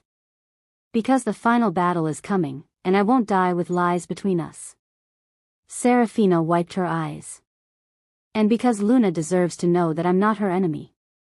I never really was. I moved to her, surprising myself by pulling her into a hug. She stiffened for a moment, then hugged me back fiercely. "Thank you," I whispered. "For telling the truth. Thank you for saving my brother." She pulled back, managing a watery smile. "He's been alone for so long. Lost in grief and duty. But you brought him back to life." The ritual began at moonrise on the 5th day. They prepared a sacred circle in the heart of the old forest, far from the compound. Iris had spent hours inscribing symbols in the earth, laying out herbs and crystals in intricate patterns. At the center was a flat stone altar, and on it, a silver chalice filled with liquid that glowed faintly in the dying light. "Are you ready?" Iris asked. I looked at Demon, who stood at the edge of the circle, his face drawn. We'd said our goodbyes already, but it still felt wrong to leave him. "I'm ready," I said. "Once you drink this and step into the circle, the ritual begins. The bond will sever immediately." Iris's voice was gentle. "It will hurt. For both of you. But you must not break the circle, and he must not enter it. If either of you do, the ritual will fail and the backlash could kill you both." "I understand." I stepped into the circle and picked up the chalice. The liquid inside smelled like moonflowers and starlight, wild and ancient. I looked at Demon one last time. "I love you," I said. The words surprised me, but they were true. Somewhere in the chaos and danger, I'd fallen in love with the Alpha King who'd never wanted me but couldn't let me go. "Luna," he started, but I drank before he could finish. The liquid burned going down, and then the world exploded in pain. The bond didn't just sever, it ripped. I felt it tear away from my soul, leaving a wound so raw and gaping that I screamed. Distantly, I heard Demon screaming too, felt him try to rush forward, felt Marcus and Seraphina holding him back. Then the visions began. I fell through time, through memories that weren't mine. I saw my mother, young and beautiful, standing before the Oracle Council. "The child will be silver," she said, her voice ringing with prophecy. "The silver wolf will be claimed by the Alpha King in darkness, and together they will either unite the packs in a new era or watch them burn in the flames of the old. This is written. This is fated. This cannot be changed." The council elders looked afraid. "A silver wolf hasn't been born in a century," one said. "And the last one nearly destroyed us all." "This one will be different," my mother insisted. "This one will have her mate to balance her. Together, they will save us. Or doom us." The vision shifted. My mother, fleeing through the forest, clutching a bundle to her chest. Me. Baby me, barely a month old. "They're coming," she gasped to someone in the shadows. "Marcus. Young Marcus, barely more than a boy himself. You have to take her. Protect her. Keep her hidden until the time comes." "I will," he promised. "I swear it, Celeste. Don't let them find her. Don't let them know what she is." My mother pressed kisses to my infant face, tears streaming. Tell her I loved her. Tell her I'm sorry." "Where are you going?" "To lead them away. To buy you time to hide her." She smiled through her tears. "I've seen how this ends, Marcus. I've seen her future. She'll be magnificent." The vision shifted again. My mother, cornered in a clearing by wolves with shadow fang markings. A large gray wolf stepping forward, shifting to reveal Killian Blackwood, younger but unmistakably him. "Where is the child?" he demanded. "Where is the silver wolf?" "Gone," my mother said, lifting her chin. "Beyond your reach. You've been suppressing her, haven't you? Keeping her hidden with your oracle tricks." Killian circled her like prey. "Tell me where she is, and I'll make your death quick." "Never. Then you'll die slowly, Oracle. And I'll find her anyway." "You'll try." My mother smiled, serene and certain. "But you'll fail. Because she has something you never had, she has love. She has a mate who will stand with her, not against her. And together, they'll tear down everything you've built on cruelty and fear. Killian's face twisted with rage. Kill her. I watched my mother die. Watched her face the end with courage and grace, her last words a prophecy, the silver wolf rises. And when she does, your kingdom of shadows will fall. The vision released me, and I collapsed on the altar stone, sobbing. My mother hadn't abandoned me. She died for me. Died protecting the secret of what I was, buying time for Marcus to hide me, for me to grow up safe and unnoticed. I'm sorry, I whispered to her memory. I'm so sorry I thought you left me. You were always loved, her voice echoed in my mind, not a memory but something else. Something that felt like her essence, like she'd left part of herself in this place, in this ritual. Now wake, daughter. Wake and claim your power. Wake and save them all. Power flooded into me, vast and terrifying. I felt my wolf rise, felt the silver essence ignite in my blood. My body lifted off the stone, surrounded by silver light that grew brighter and brighter until it was blinding. I was fire and moonlight. I was storm and starlight. I was the silver wolf, fully awakened, and I was magnificent. The light exploded outward, and I heard demons shout my name. The ritual circle shattered, and I fell into his arms. Luna. He held me close, and I felt the bond snap back into place, stronger than before. Not just a connection, a fusion. We were two halves of one whole, and nothing would ever separate us again. I saw her, I whispered. My mother. She died protecting me from your father. His arms tightened around me. I know. I saw it too. Through the bond, I saw everything. How is that possible? I don't know. But I felt you the entire time, even with the bonds severed. Like you were part of me, deeper than magic or bonds. He pulled back to look at me, and I saw wonder in his eyes. You're glowing. I looked down. Silver light still emanated from my skin, pulsing in time with my heartbeat. The ritual worked. You're magnificent, Iris breathed. A true silver wolf, fully awakened. And just in time, Marcus said grimly. He pointed toward the compound, where smoke was rising against the darkening sky. They're attacking. Shadowfang.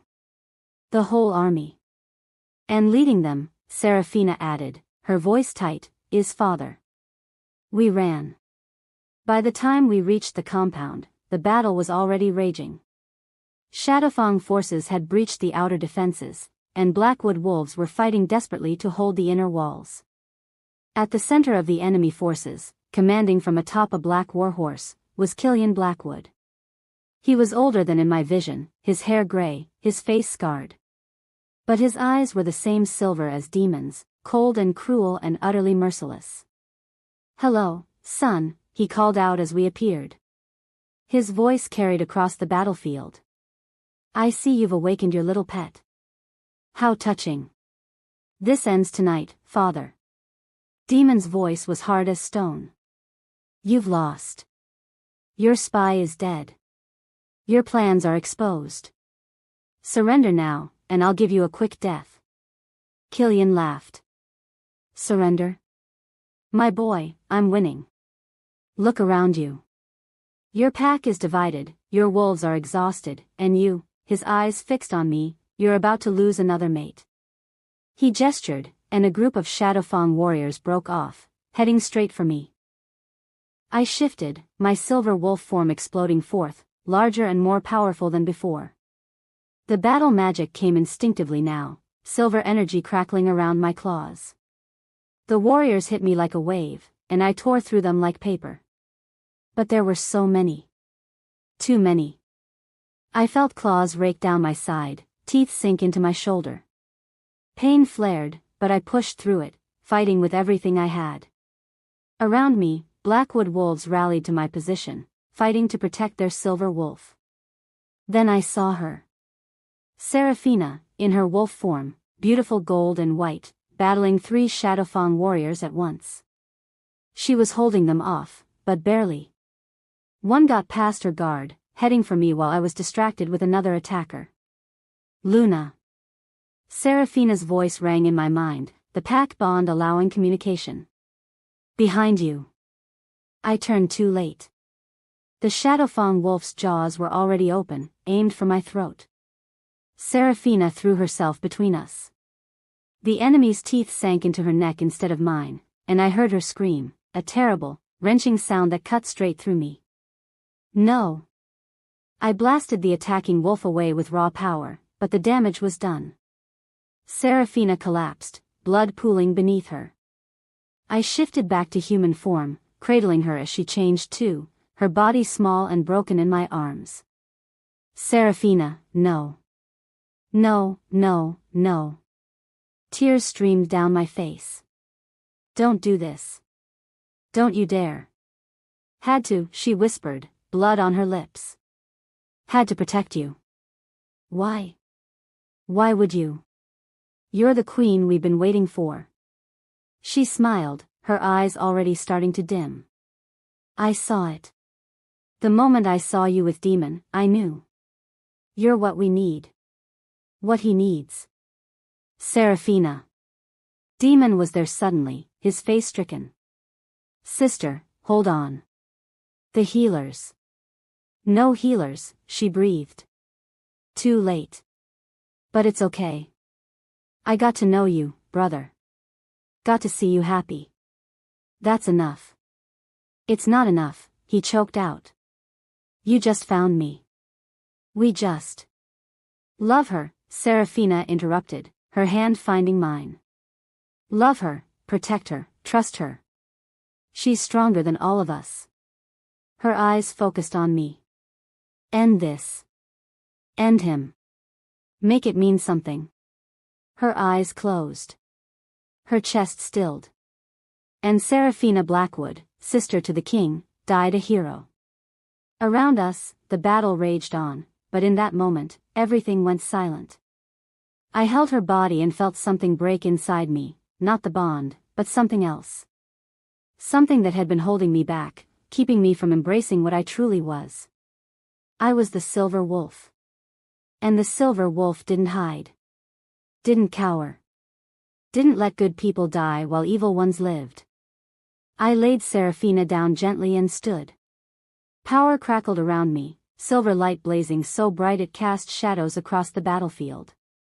Every wolf, friend and foe alike, stopped fighting to stare. I fixed my eyes on Killian Blackwood. You want the Silver Wolf? My voice echoed with power, with magic, with fury that had been building for 23 years. Come and get her. I shifted, and my wolf form was enormous, twice the size of any normal wolf, blazing with silver fire. The battle magic that had been instinctive before now answered to my will completely, an extension of my rage and grief and determination. This ended now. I charged toward Killian, and the real battle began. If you're still listening to this story up to this point, why don't you subscribe to this channel to continue getting impactful daily stories like this? We would be most grateful if you can do that to help boost this video to reach everyone. Thank you. Chapter 5. The battlefield fell silent as I charged across it, a blazing comet of silver fire and fury. Shadowfang wolves scattered from my path, their instinct screaming at them to flee from something ancient and terrible. Killian Blackwood didn't run. He shifted, his wolf form massive and dark as a moonless night, scarred from decades of warfare. He was old but still powerful, still dangerous. And when our eyes met across the blood-soaked earth, I saw no fear in them, only cold calculation. Come then, little Oracle's daughter, his voice rumbled through the pack bond, reaching every wolf on the field. Let's see if you're worth all this fuss. We collided like thunderstorms, the impact sending shockwaves through the ground.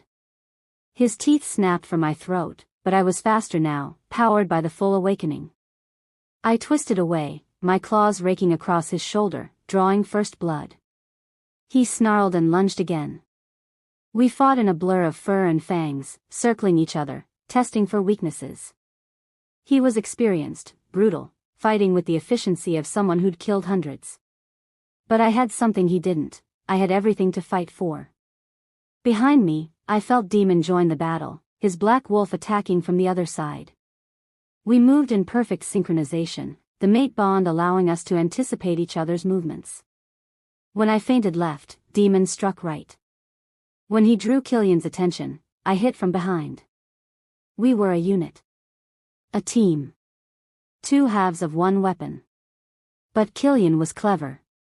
He'd been planning this for a decade, and he hadn't come unprepared. Dark energy suddenly exploded from his form, not normal wolf magic, but something else. Something wrong. The power hit me like a physical blow, sending me skidding backward. Demon yelped as the same force struck him, and we both crashed to the ground. Did you think I spent 10 years in exile doing nothing? Killian shifted back to human form, his body wreathed in shadows that writhed like living things. I found old magic, boy. The kind that predates the packs, predates the bonds. Blood magic. Blood magic is forbidden, Demon growled, forcing himself up. It requires sacrifice. Innocent lives. And I've sacrificed plenty. Killian's smile was monstrous. Every Shadowfang raid, every village burned, every wolf who died screaming, they all fed my power. I am beyond you now, son. Beyond both of you. He raised his hands, and the dark energy coalesced into spears of shadow.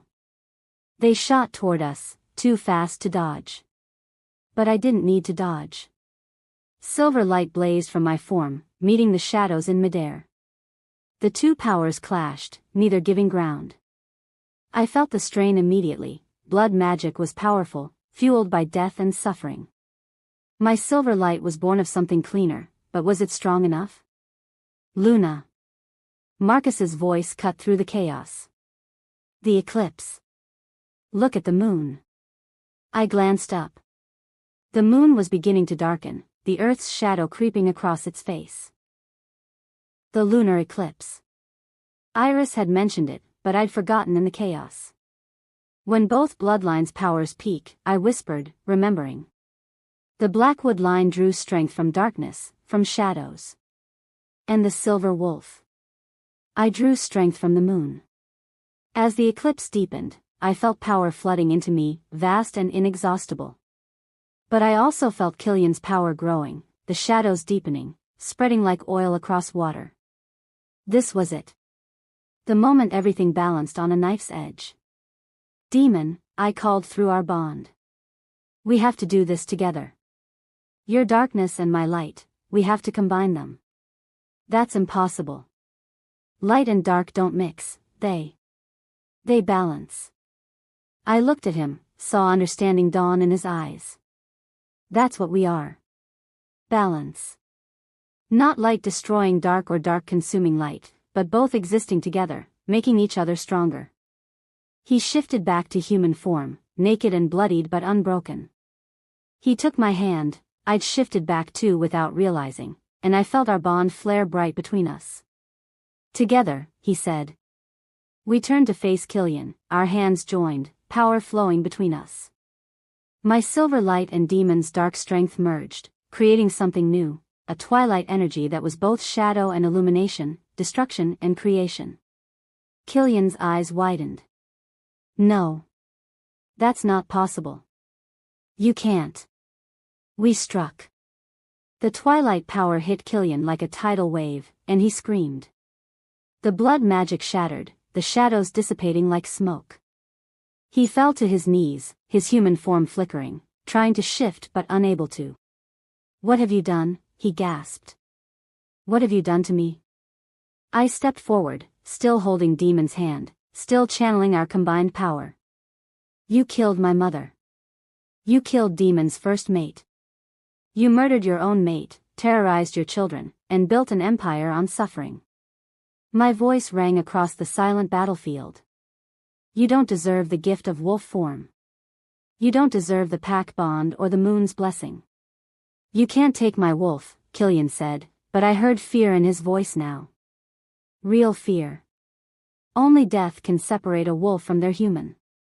Only death. I'm the silver wolf. I let my power blaze brighter. I don't follow the old rules. I reached out with my magic, finding the wolf spirit inside Killian. It was corrupted, twisted by blood magic and cruelty, but it was there. The essence that made him more than human, that connected him to the moon and the pack and the ancient lineage. And I ripped it away. Killian's scream was inhuman. His body convulsed, his eyes rolling back, and I felt his wolf spirit tear free, dissipating into nothing. When it was done, he collapsed, gasping, his silver eyes now just human gray. "No," he whispered. "No, give it back. Give it back." "You're mortal now," Demon said, his voice hard as stone. "Just a man. No pack, no power, no wolf. You'll live out the rest of your days knowing what you lost. Knowing that you destroyed yourself." Killian looked up at us, and the devastation in his face was absolute. For a wolf to lose their other half, to become merely human, it was a fate worse than death. He would spend every moment remembering what he'd been, feeling the absence like a phantom limb, forever incomplete. "Kill me," he begged. "Please. Just kill me." "No," I said quietly. "You don't get that mercy. You live with what you've done." I nodded to Marcus, who stepped forward with several warriors. They dragged Killian away, his screams echoing across the battlefield as he begged for death that wouldn't come. The Shadowfang forces, seeing their leader defeated and stripped of his power, broke. Some fled into the forest. Others dropped to their knees in surrender. The battle was over. We'd won. But as I looked at Seraphina's body, still lying where I'd left her, at the dead scattered across the field, at the wounded crying out for help, victory felt hollow. "The cost," I whispered, "is always too high," Demon finished. He pulled me close, and we stood together in the ruins of war, holding each other as the eclipse reached totality overhead. In that moment of perfect darkness, I made a vow. This would be the last battle.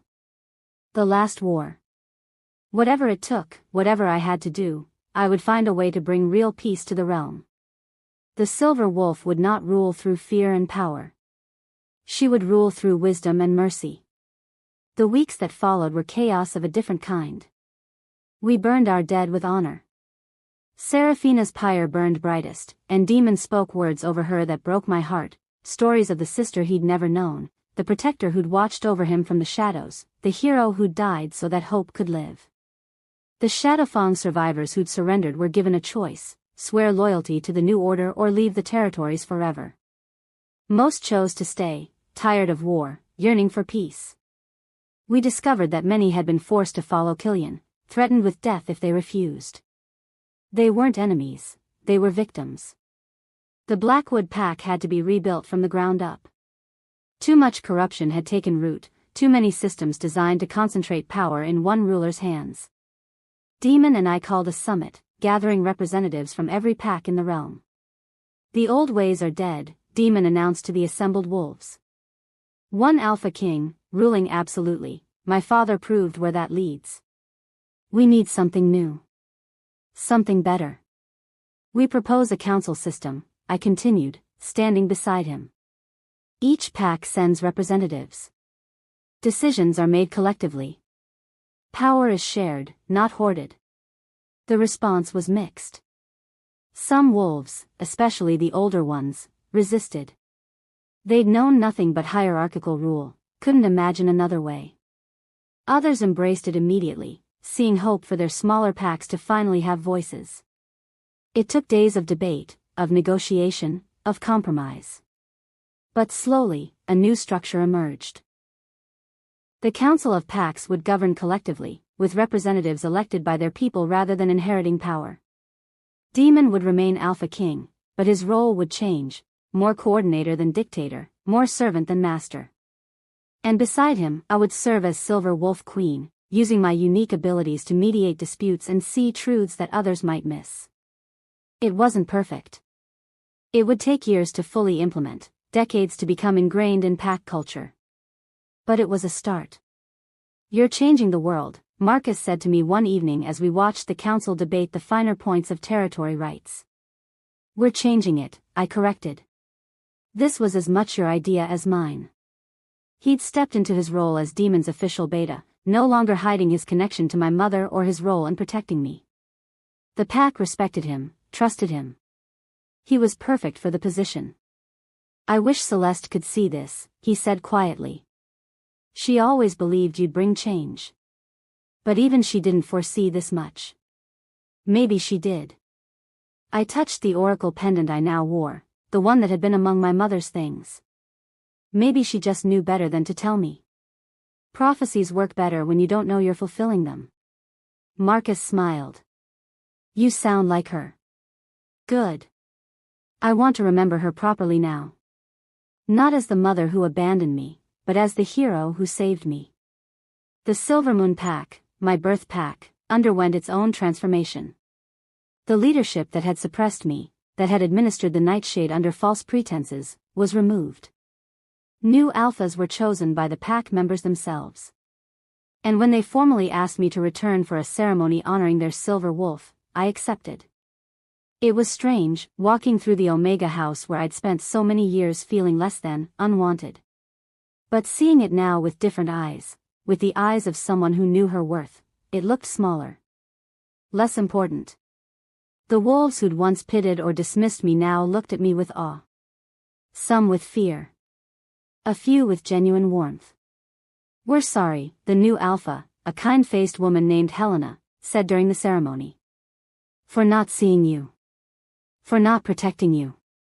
For allowing you to believe you were less than you are. You were lied to, I said. We all were. What matters is what we do now. How we move forward. They'd prepared a celebration, but I kept it brief. This wasn't my home anymore. My home was with Demon, in the keep we were rebuilding together, with the pack we were learning to lead as partners rather than rulers. I discovered I was pregnant 6 weeks after the battle. Dr. Iris confirmed it with barely concealed excitement. Twins, she said, pointing to the ultrasound. Both strong, both healthy. Twins, I repeated, stunned. My hand went to my still flat stomach. How is that possible? We've only been bonded for. Silver wolf pregnancies progress differently, Iris explained. Faster, more intense. You'll probably deliver in 6 months rather than 9. She smiled. And these two, I can already tell their wolf spirits are strong.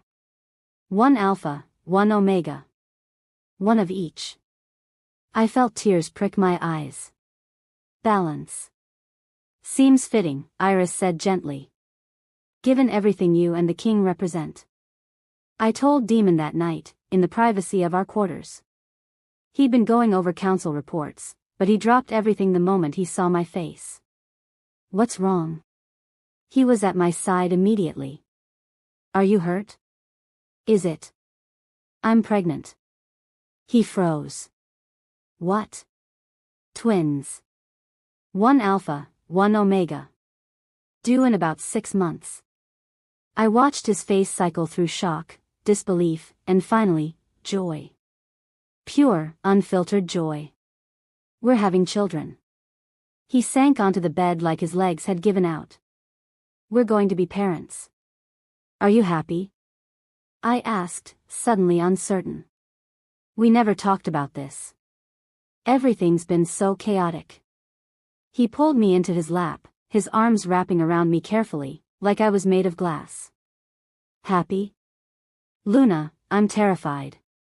I have no idea how to be a father. My own father was a monster, and he stopped, his voice catching. But yes. I'm happy. I'm so happy I can barely breathe. We held each other as the news sank in. 2 lives growing inside me. 2 children who would inherit this new world we were building, who would never know the cruelty and division that had defined the old ways. They'll be loved, I promised, my hand on my stomach.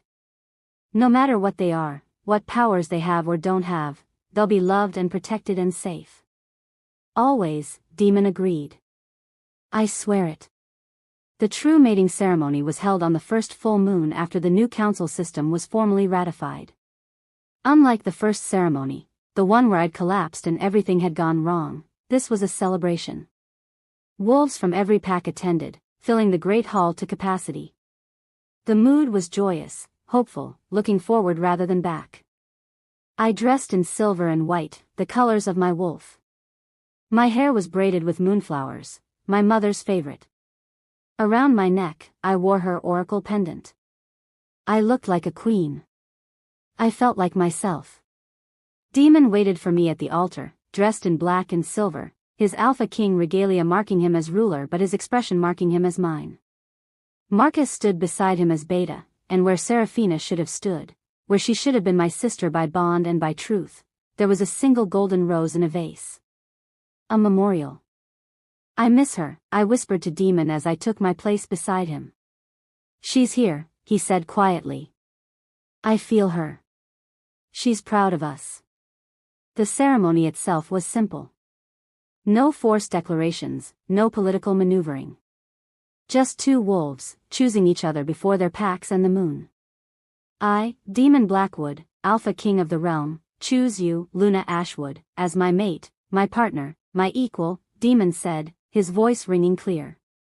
Not because fate demands it, though fate blessed me beyond measure. But because I love you. Because you are brave and strong and wise. Because you make me better than I ever thought I could be. Tears streamed down my face as I responded. I, Luna Ashwood, Silver Wolf of the Realm, choose you, Demon Blackwood, as my mate, my partner, my equal. Not because a bond forced us together, though I'm grateful it did. But because I love you. Because you've shown me what true strength looks like, the strength to change, to grow, to build rather than destroy. We sealed the bond with a kiss, and the crowd erupted in cheers.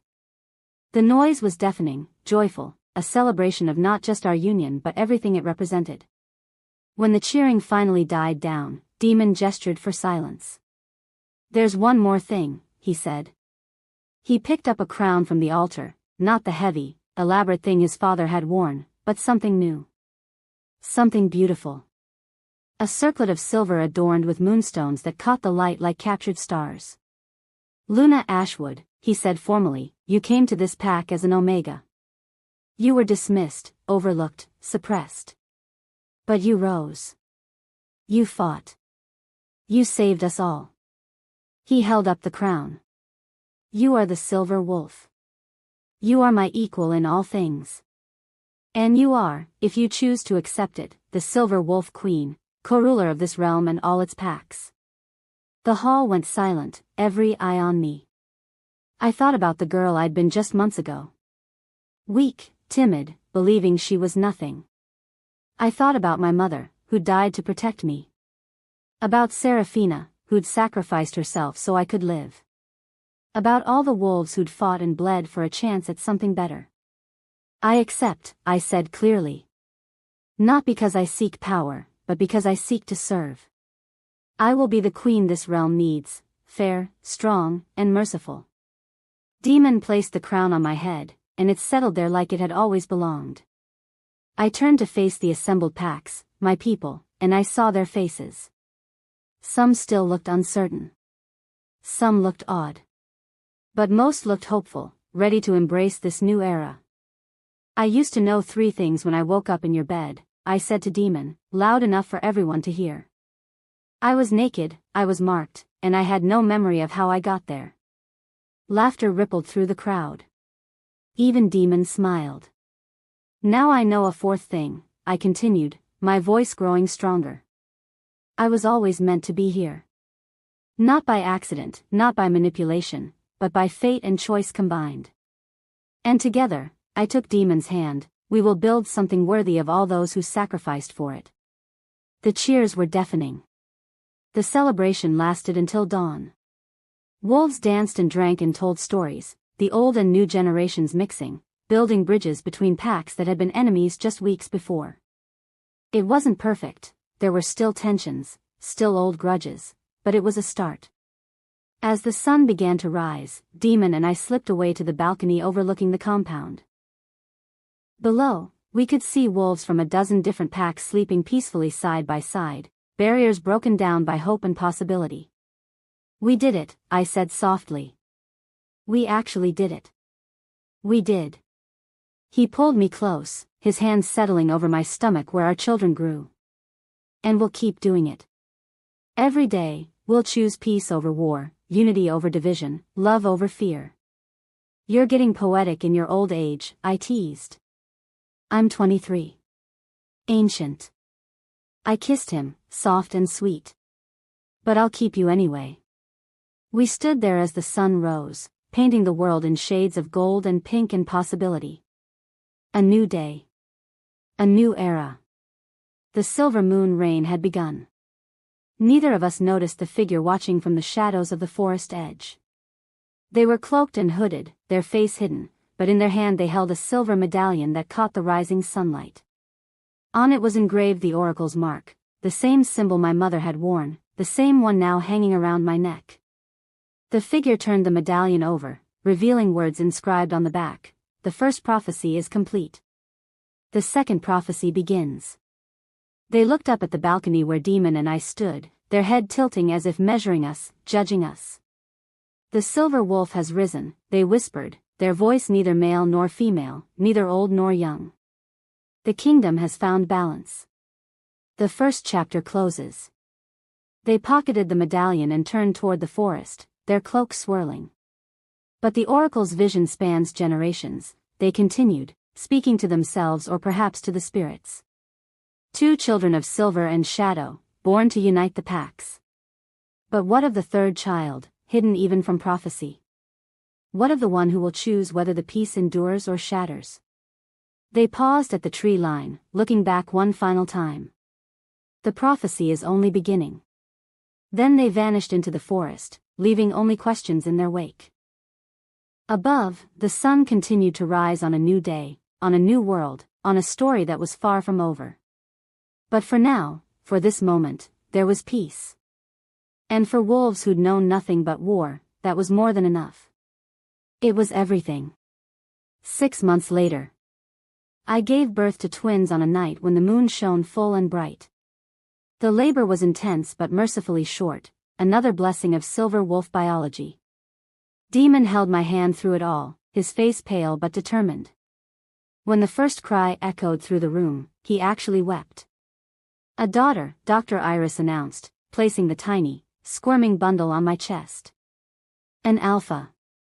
She was beautiful, with a shock of dark hair and eyes that already showed hints of silver. When she looked at me, I felt her wolf spirit, strong, fierce, certain. Celeste, I said immediately. After my mother. Celeste Blackwood, Demon agreed, his finger stroking her tiny hand. The second baby came minutes later, a boy, smaller but no less perfect. A son, Iris said, her smile wide. An Omega. He had lighter hair, more brown than black, and when he opened his eyes, they were amber gold like mine. His wolf spirit was different, gentler, but no less powerful. There was wisdom in him, even at just minutes old. Elias, Demon said softly. After Ilara's father. He was a good man. Kind and wise. Elias Blackwood, I agreed. We held our children, these two perfect miracles, and I felt the weight of responsibility settle over me. These two would grow up in the world we'd built. They would inherit our peace, our struggles, our hope. They'll be okay, Demon whispered, reading my thoughts. We'll make sure of it. We will, I agreed. But even as I spoke, I felt it, a whisper of unease, like a shadow passing over the moon. Something was coming. Some new challenge, some new threat. The prophecy was only beginning. But that was a problem for tomorrow. Tonight, we had this, our family, our pack, our peace. And for now, that was more than enough. The end. But in the forest, the hooded figure smiled, knowing that every ending was merely a beginning in disguise. The twins had been born. The balance achieved. And somewhere, in a place between worlds, a third child stirred, one not of prophecy, but of chaos. One who would test everything the silver wolf had built. The oracle's vision was vast, spanning not just one generation but many. And this story, as perfect as its ending seemed, was merely the first chapter of something far greater. Time would tell if the Silver Wolf Queen's legacy would endure. Time, and the choices of those who came after. Thank you for watching this video. Subscribe, like and share this video to continue listening to this type of story daily and also, to appreciate this community too. I would like to hear your wonderful opinion about this story.